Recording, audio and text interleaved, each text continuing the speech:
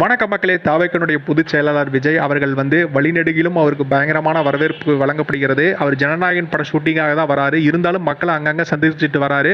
அவருக்கு பயங்கரமான சப்போர்ட் இருந்து வர நிலையில் அவருடைய தொண்டரான தாவேக்கா வைஷ்ணவி அவர்கள் சொல்லப்போனால் இன்ஸ்டானுடைய ப்ராப்ளம்னே சொல்லலாம். அந்தளவுக்கு பயங்கரமான ஹாட் டாப்பிக்காக இருக்கிறாங்க தமிழகத்தில்.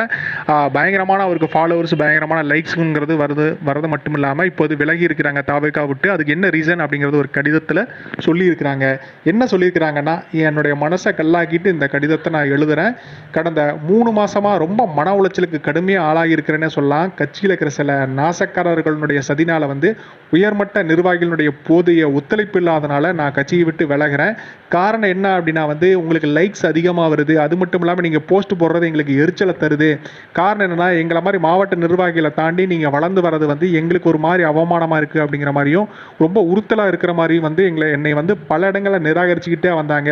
அது மட்டும் இல்லாமல் நான் நிறைய இடங்களில் பொறுத்து போயிருந்தேன். இருந்தாலும் என்னால் ஒரு கட்டத்துக்கு மேலே சகிச்சிக்க முடியலை. ஸோ அதனால் விலகிறேன் அப்படிங்கிற மாதிரியான கருத்தை தெரிவிச்சிருக்கிறாங்க. அது மட்டும் இல்லாமல் என்ன சில இடங்களில் நீ எல்லாம் ஒரு பொண்ணா, உனக்கெல்லாம் எதுக்கு அரசியல், ஒழுங்காக வீட்டுக்குள்ளேயே இரு அப்படிங்கிற மாதிரி வசம்பு வார்த்தைகளால் என்னை கடுமையாக விமர்சனம் செய்கிறாங்க.